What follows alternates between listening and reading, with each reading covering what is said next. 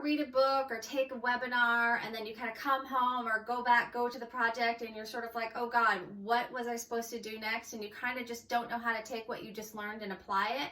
Well, I'm going to help solve that for you. Tomorrow, April 8th, from 11 a.m. to 12:30 p.m. Eastern Standard Time, I'm going to be hosting an interactive webinar for the closet. I'm going to teach you how to declutter and organize it. So first, I'm going to teach you how to declutter it. You're going to then go immediately while I'm there and declutter it. You're going to work on it. And if you have any questions, I'm there waiting for you to be answered. Then we're all going to regroup after about a half an hour, and we are going to support each other and we're going to cheer each other on. And if you have any questions or problems, we're going to help answer it. And then I'm going to teach you what the next steps are. So you are going to walk away with real life experience so that you can do this yourself. Sign up below.